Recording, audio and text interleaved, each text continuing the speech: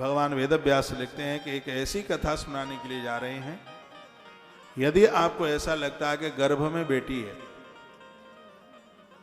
और आपको खानदान के लिए एक बेटे की आवश्यकता है, तो उस बच्ची को पेट में मारिए मत। और ये प्रमाण है इस कथा का। चौथा पांचवा ये महीना चल रहा है। यदि उस वर और वधू को, वो स्त्री और पुरुष को जो संतान को जन्म देने वाली है, तुम्हें एक बेटा चाहिए, लेकिन उसने 2-3 बच्चियों को पहले भी जन्म दे दिया और अब फिर उसके गर्भ में बेटी है, श्रीमद् देवी भागवत के प्रभाव से वो बेटी बेटा बन जाए, ये प्रभाव है इसका। इन चीजों पर विश्वास कीजिए, ये सब चीजें होती हैं। ये हमारे महापुरुषों के द्वारा जो बातें कही गई हैं, इनको बड़ा अभिभूतता के साथ में इनकी बड़ी अनुभूति की गई है। ये ऐसा होता है, ऐसा हुआ है। उसी संदर्भ में इस कथा को सुनाया जा रहा है। सुनिए क्या हुआ। इतिहास मनुष्य श्रुद्धम मुनि सत्तमा देवी भागवतस्यास्य महात्म्यम यत्र गीयते। सुसौनक्षियों को सुना रहे। एकदा कुंभयो निस्तु लोपा मुद्रांत। फिर मुनि, एक बार माता लोपा मुद्रा ने कहा वंश वृद्धि के लिए एक संतान, तो किसी को कन्या ही कन्या है, तो क्या कुछ ऐसा उपाय है उसकी वंश वृद्धि के लिए उसे एक पुत्र भी मिले। तो गत्ता कुमार भिष्या प्रपक्षम विविधा कथा। तो शौनक ऋषियों के माध्यम से सूत जी कहते हैं कि जो तुमने मुझे प्रश्न किया, एक बार महात्मा अगस्त की पत्नी लोपा मुद्रा ने अपने पति से यही प्रश्न कर दिया, और भगवान शंकर को श्री कार्तिकेय जी ने भी कहा। श्री भगवान कार्तिकेय ने दान तीर्थ व्रतादिक महात्म से परिपूर्ण अनेक कथाओं का वर्णन किया, और बताते हैं कि स्वयं महात्मा अगस्त ने भगवान कार्तिकेय के मुख से इस कथा को देवी भागवत को सुना। कार्तिकेय बड़े अद्भुत हैं। उन्होंने एक कथा सुनाई, सुनिएगा क्या कहा। वाराणस्याश महात्म्यम मणिकर्णा भवम तथा गंगायशाप तीर्थानाम वर्णितम बहु विस्तृतम। कहा गया कि इस कथा के सुनने से काशी में रहने का फल प्राप्त हो जाता है। जो आप सुन रहे हैं उसका महात्म्य बताया। काशी की यात्रा पूरी हो जाती है, इतनी बड़ी महिमा। गंगा शाप तीर्थानाम वर्णितम बहु विस्तृतम, गंगा नहाने के फल मिल जाते हैं। यह ऐसी अद्भुत कथाएं। महात्मा अगस्त कहने लगे कि हे कार्तिकेय, हे वीर, आप मुझे देवी भागवत के महात्म्य तथा उसकी श्रवण विधि बताएं। देवी भागवत का क्या महात्म्य है। अब देखिए, वीर कार्तिकेय जी देवी भागवत की कथा महात्मा अगस्त को सुनाते हैं। कहते हैं, श्री देवी भागवत महात्म्यम को वक्तम विस्तराक्षमा। धरती पर ऐसा कौन विद्वान है जो देवी भागवत की कथा विस्तार पूर्वक सुना दे। सामर्थ्य ही नहीं है। सणु संक्षेप तो ब्रह्मण कृतश्यामी सांप्रतम। मैं आपको बहुत संक्षेप में इस कथा को सुना रहा हूं, और ऐसे आप सुन लीजिए। या नित्या सच्चिदानंद रूपिणी जगदम्बिका साक्षात समासता यत्र भुक्ति मुक्ति प्रदायिनी। ये मुनि, श्रीमद् देवी भागवत का जगदम्बिका ही साक्षात माँ दुर्गा की ही वांग्मयी मूर्ति है, जिसके पठन श्रवण से इस लोक में कुछ भी ऐसा दुर्लभ नहीं है जो न मिले। ये पॉइंट बहुत लिखने के लायक है। ये प्रमाण के साथ कहा गया कि धरती की ऐसी कोई चीज नहीं, पठना सुना दशा न किंचित दिए दुर्लभम। ऐसी कोई वस्तु नहीं है जो श्रीमद् देवी भागवत के सुनने से या पढ़ने से न मिल जाए। मुझे थोड़ा टाइम नहीं मिल पाता है। मैं रोज इसका सुबह पाठ कर रहा हूँ, संस्कृत में पाठ करता हूँ मैं इसका। कोई भी पुराण में कहूँ तो उसका थोड़ा पाठ कर लेता हूँ, तो उससे कथा की महिमा ज़्यादा हो जाती है। तो आज भी मैंने इसका पाठ किया, कल भी किया। तो जब इसका महात्म्य मैं पढ़ रहा था तो मैं सोच रहा था, माई इतनी तू कृपा कर दे कि प्रत्येक दिन मुझे एकाध अध्याय 365 दिन में देवी भागवत जी का पाठ करता रहूं। काम इतने हैं, पूजा पाठ इतना विस्तार हो गया है कि समय नहीं मिल पाता। फिर भी मैं आज ये सोचा है, मैंने संकल्प तो माई पूरा करेगी। मैंने माँ को कहा है, माँ 1 साल के लिए ये पाठ चलता रहे, भले ही 1 अध्याय का पाठ करूं। हे माँ, 1 साल तक ये पाठ करने का मुझे मौका मिले। मैंने आज ही प्रार्थना की। उसका महात्म्य मैं पढ़ रहा था। धरती पर कोई भी ऐसी वस्तु नहीं ऐसी कोई समस्या नहीं। घी का दिया जलाकर, लाल वस्त्र पहनकर और देवी भागवत का पाठ करने से उसकी फलश्रुति पूरी ना हो जाए। आप हजारों पाठ दुर्गा सप्तशती के करें और एक पाठ देवी श्रीमद् देवी भागवत का कर ले, पुण्य एक बरा। माँ जी का, माता जी का संपूर्ण चरित्र इसमें भरा हुआ है। इसके सुनने से महामारियां नहीं फैलती। शायद आपको ध्यान हो, जब हम कोरोना काल में पुराणों को सुनाने को जा रहे थे तो उस समय कोरोना इतना फैल गया था और आषाढ़ की नवरात्र आ गई थी। तो श्रीमद् देवी भागवत की कथा हमने व्यासपीठ से आश्रम में ताला डाल के सुनाई। हमारी ये बात गृह मंत्रालय तक पहुंच गई थी कि आदमी कोरोना फैला रहा है। कथा बंद, और श्रोता कोई नहीं था हमारे यहाँ। एक डोकरिया थी फरीदाबाद की, वो भूरी मैया, आपने टीवी में देखी होगी, क्या नाम था, नाम तो ध्यान नहीं है, वही थी अकेली श्रोता। दीवाल थी सामने और हनुमान जी को ही हमने श्रोता बना दिया। हम ऐसे बहुत होंगे जिन्होंने हमारे मुंह से 18 उपपुराण उपपुराण, देखो ये माताएं हाथ उठा रही हैं, और ये सब आपने ये सुन लिया होगा, सुना होगा।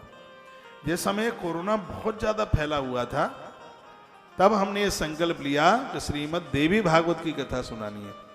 अनुष्ठान कराया, यज्ञ कराया, और कोरोना के काल में कोई घर से बाहर निकल नहीं रहा था। तुलसी तपोवन गौशाला में के हजारों बेटियों को कन्या पूजन के साथ सबको बैग दिए और सबको भोजन कराया।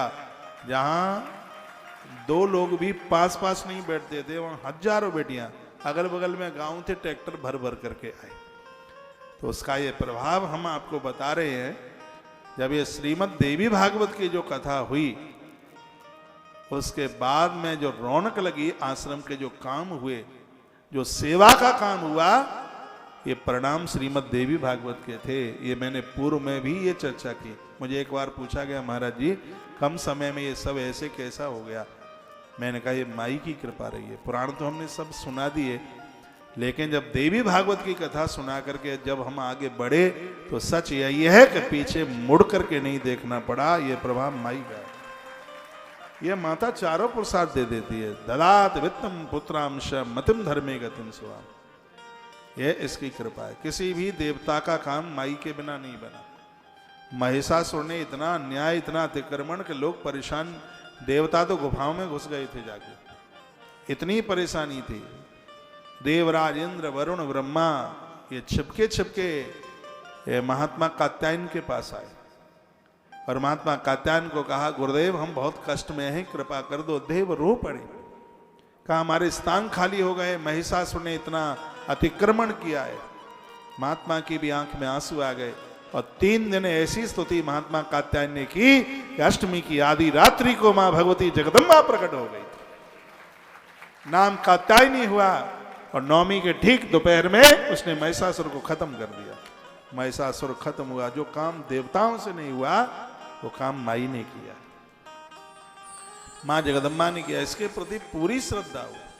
आप कहोगे आप तो जो कथा कहते हो एक नया देवता बता दे, तो नया कहां बता रहा हूं, ये तो पुराना है, बहुत पुराना है, अनादिकाल का है।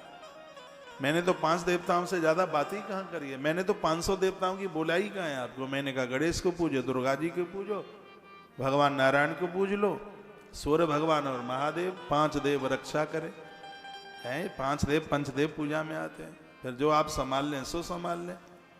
मंदिर तो पूरा तभी है जब 5 देव आपके घर में होते।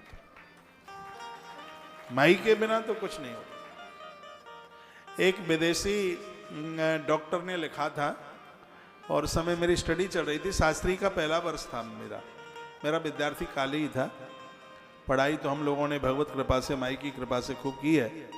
तो मैं एक अखबार में कटिंग पढ़ रहा था, उसमें यह लिखा था, 1 वर्ष में यदि 15 दिन अन्न किसी के पेट में ना जावे, हाँ 6 महीने में 15 दिन और 1 वर्ष में 1 महीना यदि अन्न किसी के पेट में ना जाए, अनार किसी के पेट में ना जाए, तो डॉक्टर ने लिखा था उसको जिंदगी में कभी कैंसर नहीं हो सकता। जो उपवास का विरोध करते हैं वो सुन लीजिएगा। उपवास करने से असाध्य बीमारियां नहीं होती, व्रत करने से रोगों से लड़ने की इतनी क्षमता बढ़ जाती है। उपवास करने से असाध्य बीमारी है। वो कभी बढ़ नहीं सकती। जिनको सामर्थ्य है उपवास करने की, उन्हें उपवास करना चाहिए। और नवरात्रा का व्रत तो उस समय होता है जब सर्द गर्म आपस में मिलती है। सर्दी गर्मी के मिलने से 3 बीमारी बढ़ती हैं, वात, पित्त और कफ। सर्द गर्म जब ये दोनों आपस में मिलती हैं तो वात, पित्त और कफ। वात जिसका बढ़ जाता है उसका शरीर का फैट बढ़ जाता है, मोटापा बढ़ जाता है, उसका शरीर बहुत ज्यादा भारी हो जाता है, बादी बात। और जिसका पित्त बढ़ जाता है उसका भोजन पचता नहीं है, कुछ जाता ही नहीं है पेट में ऐंठ होती है, दिक्कत होती है पेट में। और जिसका कफ बिगड़ गया है उसका ये सब तंत्र ही बिगड़ जाता है, उसका यहाँ का पूरा उसका सब मैनेजमेंट ही खत्म हो गया है। तो इसके लिए क्या अद्भुत बात कही है, जब सर्द गर्म आपस में मिले उस समय अन्न छोड़ने की बात कही। और सर्दी में गर्मी मिलती है, गर्मी में सर्दी। क्वार्म का महीना है ना जिसको आश्वनी मास कहते हैं, क्वार का महीना आश्वनी, कहीं इसको आसोज भी बोल देते हैं। तो उस समय गर्मी में सर्दी मिलती है। और चैत्र की नवरात्रा आती है, उस समय सर्दी में गर्मी मिलती है।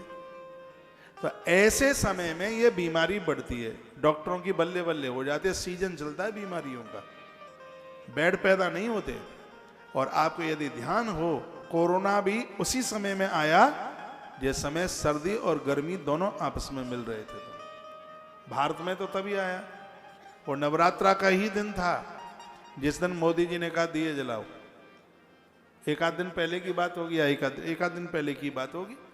दिए बजे, घंटी बजाई, हमने भी दिए जलाए, हमने भी घंटी बजाई, संखत ध्वनि करी, ये सब कुछ किया था, उसका प्रभाव भी हुआ था।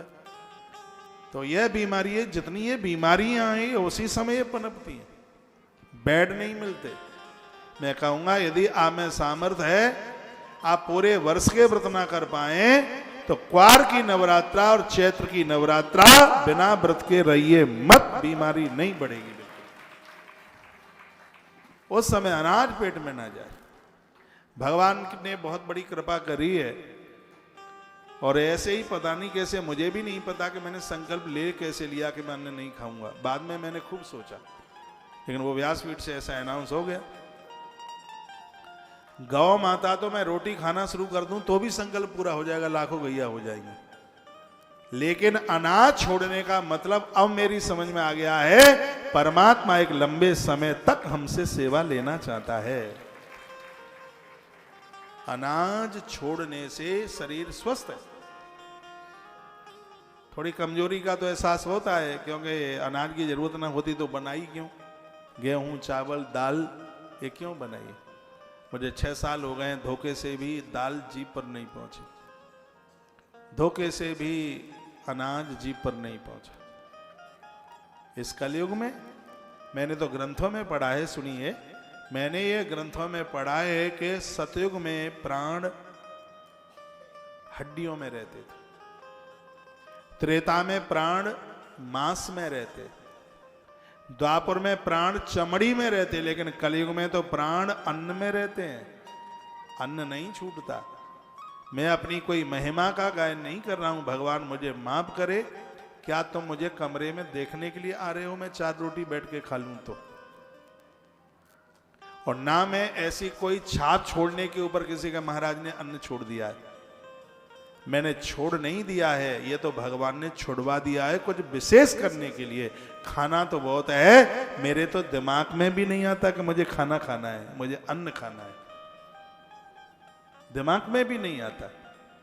बड़ा बड़भागी हूं, बड़ा भाग्यशाली हूं। और आप देखते रहिए, बहुत लंबे समय तक मैं बूढ़ा होने वाला नहीं हूं, ये मुझे लगता है, बहुत लंबे टाइम तक। अन्न छोड़ने के फायदे मिल रहे हैं। दूध सर्व आहार में लिया गया है। बॉडी को दाल चाहिए, दाल नहीं जाएगी उसके पेट में, प्रोटीन वगैरह की कमी आ जाएगी। उसको राइस चाहिए, चावल चाहिए, गेहूं में बड़ी, चना में, जौ में, इन चीज़ों में बड़ी गुणवत्ता है, शरीर उसको मांगता है। लेकिन एक ऐसा दूध है दूध के अलावा कोई सर्व आहार है ही नहीं, दूध के द्वारा सभी आहार की पूर्ति हो जाती। तो भगवान जितना खिलाना चाहेगा आदमी उतना खाएगा। तो मैं आपको ये नहीं कह रहा हूं कि आप अन्न छोड़ दें, लेकिन ये मैं जरूर कहूंगा यदि आपसे हो सके तो दोनों नवरात्रा में, चैत्र की नवरात्रा में भी और क्वार की नवरात्रा में भी, आसोज की नवरात्रा में भी 9 दिन आप व्रत कर लीजिए। वो 9 दिन का एक कोर्स टाइप का है। 9 दिन पेट में अन्न नहीं पहुंचेगा। जैसे धरती में से फसल निकलती है, बीज निकलता है, तो बो दिया तो ऐसा नहीं कि 2-3 दिन में ही वो फूट के बाहर आ जाएगा। उसका एक टाइम है कि वो बीज फूटे, उसमें से अंकुर निकले, तो उसके लिए एक टाइमिंग्स है कि इतना दिन लगेगा उसमें। ऐसे ही कि 9 दिन यदि अन्न छोड़ दिया जावे तो उसको ये 3 प्रकार की बीमारी नहीं हो सकती, वात, पित्त और कफ। इससे ये सभी बीमारियां पैदा होती हैं। यदि 9 दिन का आपने व्रत कर लिया है तो इस बीमारी का अंकुर खत्म हो जाएगा। हो सके तो आप ये कर लेना। 11 वगैरह तो आप करते ही है, लेकिन सर्दी गर्मी और गर्मी सर्दी आपस में मिलती है, उस समय अन्न छोड़ दिया जावे तो यह स्वास्थ्य के लिए बहुत ही ज्यादा लाभदायक है।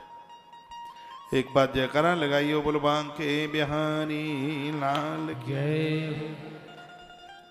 तो जो कथा आप सुन रहे हैं वाराणस्याश महात्म्यम मणकर्णा विभम, तथा इस कथा को सुनने से काशी की यात्रा का फल मिलता है, गंगा नहाने का फल मिलता है। और इस कथा को श्री कार्तिकेय जी सुना रहे हैं। वो कहते हैं, इस कथा को सुनाते वो कहते हैं, एक समय की बात थी और सूर्यवंश में, इक्ष्वाकु वंश में राजा हुआ, संतान हुई नहीं थी।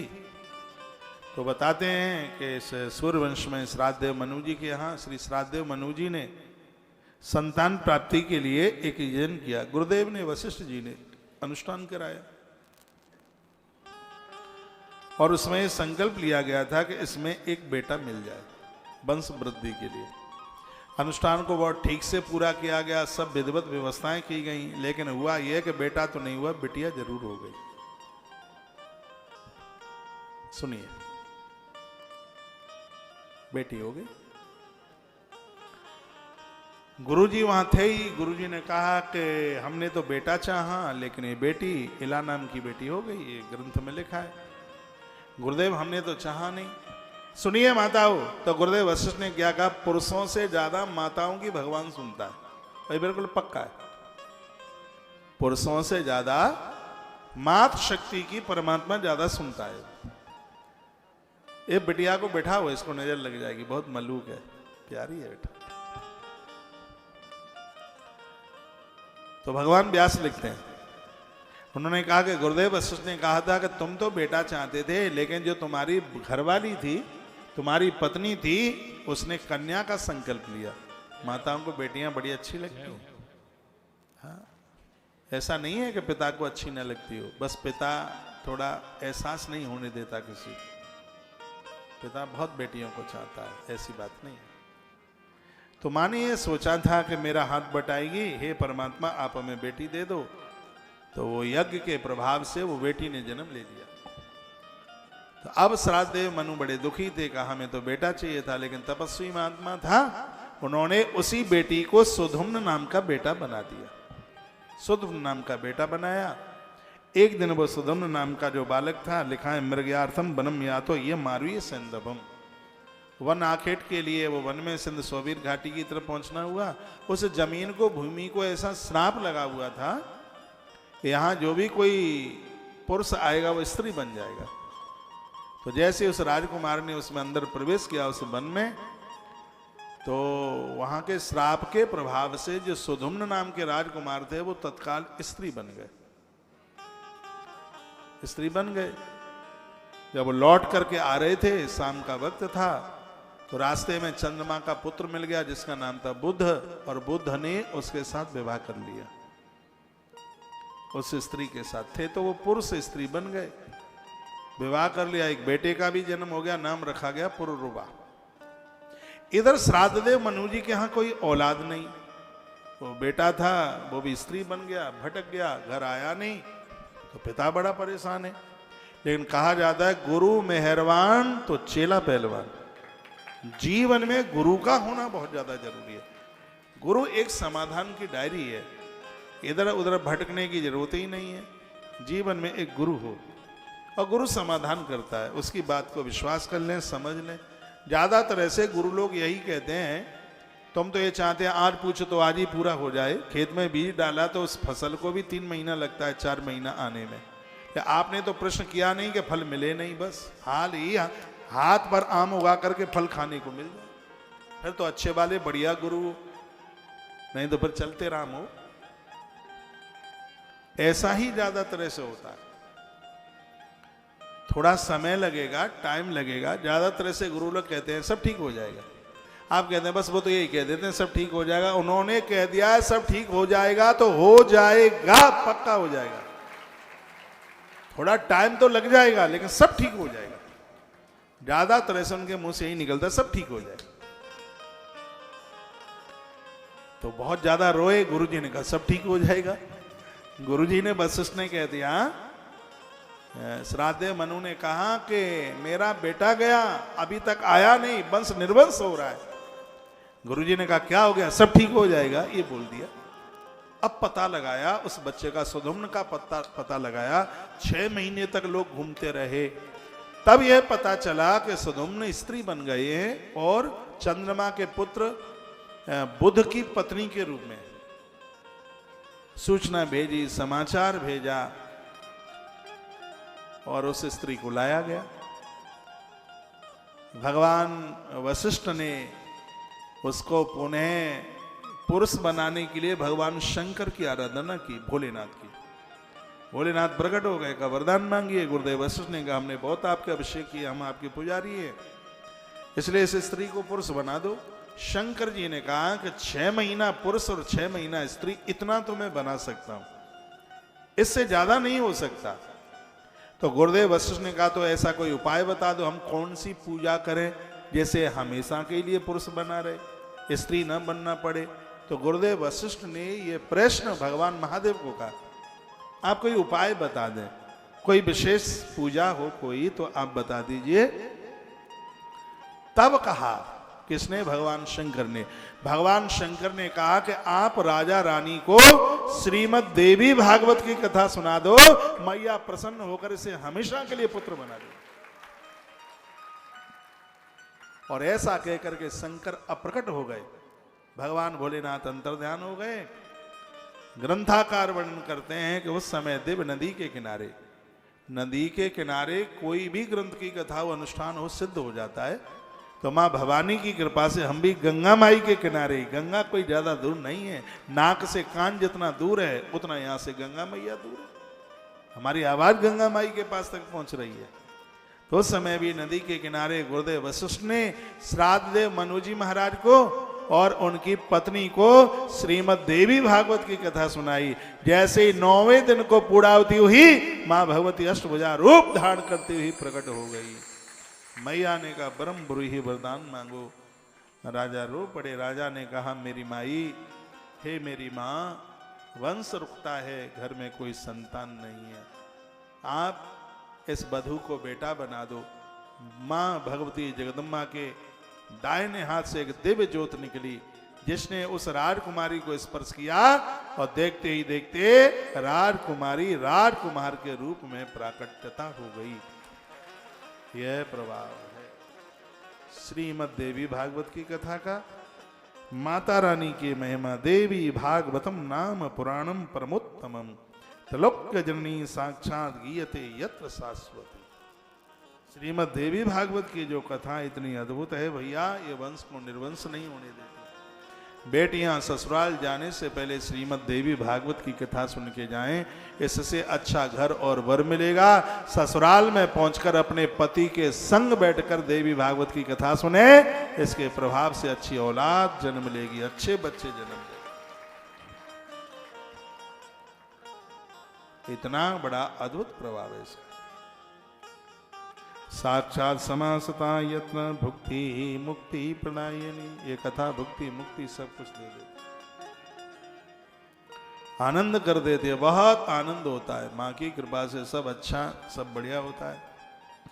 ईश्वरम शरणम यात इलाया पुस्तकाम्यया। इला नाम की स्त्री भी मैया की कृपा से पुनः उसने पुरुषत्व को प्राप्त किया है। ये महिमा भैया इस कथा की है, ये कोई कहानी नहीं है, ये कोई चुटकुले नहीं है, ये प्रभाव है। ओम ऐम ह्रीम क्लीम चामुंडाई बिच्छई रुद्राक्ष की माला पर, या आप अपनी पूजा में नित्य जो माला रखें, तुलसी की है, रुद्राक्ष की है, जो भी है, उस माला के ऊपर एक माला नवाहन मंत्र के द्वारा, नवाहन मंत्र की जपिए। आपको जो भी कोई गुरु मंत्र आपके गुरुजनों से मिला है, उनसे शंकर जी का मंत्र जरूर मांगना गुरु जी से, ओम नमः शिवाय।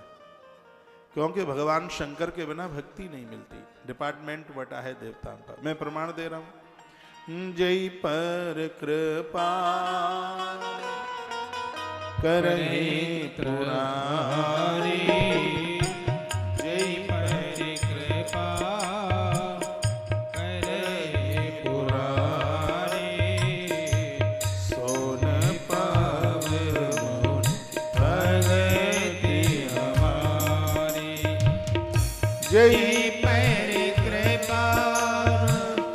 करहि पुरारी, जय पर कृपा करहि पुरारी, तेने पावे मोने भगति हमारी, जय पर कृपा करहि पुरारी,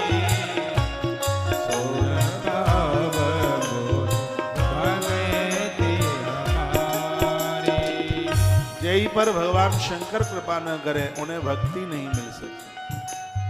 भजन में मन लगे। कोई भी दीक्षा में आपको मंत्र मिला हो, मैं छाती पर हाथ रख के कहता हूं, आप ओम नमः शिवाय की एक माला जपिए, आपको माला जपने में नींद नहीं आएगी। इस मंत्र का करंट है। अपने गुरु मंत्र को सबसे लास्ट में जपिए। उससे पहले जो दीक्षा से पहले जो आप जपते आए हैं, उसे मन छोड़िए, उसका जप करते रहिए। कोई भी मंत्र आपको मिला है, ओम नमः शिवाय जरूर जपिए। पांचों तत्वों का निर्माण इसी मंत्र से हुआ है। शैव्य लोगों को, महादेव के भक्तों के लिए किसी वरदान से कम नहीं है ओम नमः शिवाय। गुरुदेव आपको नारायण का मंत्र, बड़ा अद्भुत मंत्र है, ओम नमो भगवते वासुदेवाय। बहुत विलक्षण है, पूछो ही ना। मंत्रों का राजा है, ओम नमो भगवते वासुदेवाय। इस मंत्र का जप करके ध्रुव ने भगवान को प्राप्त किया। श्री मनु जी महाराज दशरथ बन गए इस मंत्र के प्रभाव से। ओम नमो भगवते वासुदेवाय, इस मंत्र को माता पार्वती जपती है। ओम नमो भगवते वासुदेवाय, बहुत अद्भुत मंत्र है। भले ही दीक्षा में आपके यहां मंत्र मिला है, तो भी आप ओम नमः शिवाय का आप जप कीजिए। गुरुजन के मुख से मंत्र सुन करके मंत्र ऐसे प्रभाव करता है जैसे गोली बंदूक की नली में अपना प्रभाव दिखाती है। गोली बिना बंदूक के काम नहीं करती, तो मंत्र भी गुरुदेव की बोली के बिना काम नहीं करता। हाँ, बंदूक में गोली और साधना में गुरुदेव की बोली कमाल करती है। गोली फिसल भी जाए, लेकिन गुरुदेव की बोली नहीं फिसलती। उनके मुख से निकला हुआ यह वाक्य है, वो दिव्य महामंत्र बन जाता। राम जी ने पूछा था कि हम कहां रहे, उन्होंने 14 स्थान बताए। उसमें एक स्थान यह भी बताया कि मंत्र राजनित जपहि तुम्हारा, मंत्र राजनित जपहि तुम्हारा, पूजहि तुम्हि सहित परिवार। मंत्र राजनित जपहि तुम्हारा, मंत्र राजनित जपहि तुम्हारा,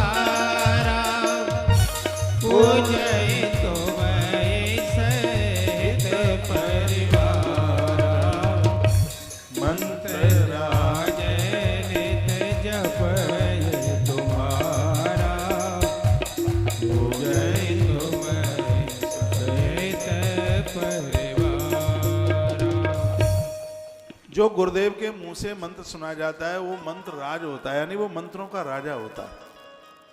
और इससे बड़ा कोई मंत्र नहीं होता। जो गुरुमुख से मंत्र सुना गया, इससे बड़ा कोई मंत्र है ही नहीं। उसको श्रद्धा से जप किया जाए। गुरुदेव के मुंह से नवाहन मंत्र जरूर सुनिए, ओम ऐम ह्रीम क्लीम चामुंडाय विच्छय। फिर आप नवरात्रा में इसका जप करेंगे तो इसका बड़ा प्रभाव होगा। एक एक अक्षर की महिमा हम इस व्यासपीठ से बोलेंगे। ओम ऐम का मतलब क्या? ह्रीम। ओम ऐम ह्रीम क्लीम चामुंडाई विच्छय, नवाहन मंत्र है। एक तो महात्मा ये कह रहे थे, कहीं मैंने सुना था, लिखा तो मैंने नहीं देखा, पर वो कह रहे थे कि जो नवाहन मंत्र की प्रत्येक दिन माला जपते हैं उन्हें बाबा तुलसी के रामायण का पाठ करने का फल प्राप्त होता है। वो कह रहे थे नवाहन मंत्र का इतना बड़ा महत्व है। अविवाहित कुंवारी बेटियां इसका जप करती हैं, किसी गुरुमुख से सुन लें, उन्हें अच्छा घर और वर प्राप्त होता है। पुरुष लोग जपते हैं, उनका कारोबार चलता है। विद्यार्थी इसका जप करता है, उसकी वाणी सिद्ध हो जाती है, उसको संपूर्ण विद्याएं उसके कलेवर में आके विराजित हो जाती हैं। नाक में बड़ी शिमला मिर्च की खुशबू आ रही है।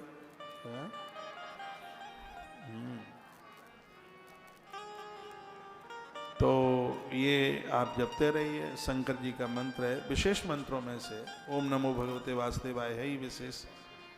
नवान मंत्र गणेश जी का मंत्र ओम गम गणपतये नमः, उसको जप कीजिए। मंत्र एक बहुत बड़ा विज्ञान है।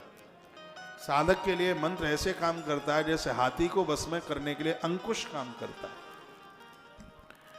तो नमो नमः शिवायस्तु शंकराय कपटदिने गिरिजांग देहाय नमस्ते चंद्रमौलय। भगवान शंकर की आराधना करने से भक्ति चल करके आती है और मैया जी की आराधना करने से भक्ति टिक जाती है। हाँ, माँ की कृपा। माँ को श्रद्धा का प्रतीक कहा गया है। और आज हम बड़े बड़भाग्य भाग्यशाली हैं कि जय दुर्गे दुख हंत्री दुष्ट दैत निषूदिनी। इस ग्रंथ में लिखा है ऐसी माँ दुर्गा है जो हमारे कलमशों को खत्म कर देती है, हमारे दुख दरिद्रता को समाप्त कर देती है और हमारे दुष्टों को खत्म कर देती है, हमारे दुश्मनों को समाप्त कर देती है। ऐसी माँ भगवती जगदम्बाय भक्ति गम्भे महामाई नमस्ते जगदम्बिके। संसार सागरोत्तार पोती भूत पदाम्बुजे। जैसे समुद्र को पार करने के लिए पानी का जहाज, नदियों को पार करने के लिए स्टीमर इत्यादि नाव पर बैठ कर के लोग पार हो जाते हैं, उसी प्रकार से भव सागर में जीने वाला यह व्यक्ति मैया के कृपा रूपी जहाज पर बैठकर भव सागर से पार हो जाता है। इसलिए सजग और समझदार लोगों को चाहिए, उन्हें बड़े भाव के साथ में माई का पूजन करना चाहिए। 6 तो बजने को हो रहा है, कुछ मिनट और लेना है, दूर जाना है। कथा कहते हुए 300 साल हो गई है, लेकिन मन अभी भरा ही नहीं है। मन नहीं भरा कथा कहते कहते। दुनिया का तो मुझे पता नहीं है, लेकिन हमें तो 4 घंटा तो कथा के लिए चाहिए। एक खुराक बन गई है। अब आप इतनी दूर दूर से आए हैं, रात भी हो जाती है, थोड़ा सर्दी का भी समय है और आपको सबको अपने लड़का बच्चा संभालने हैं। ज़्यादा लेट छोड़ूंगा तो घर वाला कल से आने नहीं देगा। अब आइए रात को 8 बजे, तो वो भी ख्याल रखना ही है। आइए, कुछ भक्तों ने जो सहयोग किया एक बार उनके लिए जरूर तालियां बजाइए। आप मेरी बहुत बातें स्वीकार करते हैं, निवेदन है ये भी स्वीकार कर लीजिए। गौ माता के कार्य के लिए निकले हैं, ये बहुत जल्दी पूरा हो जाए और मैं आपके घर दाल भात आकर के खा लूं।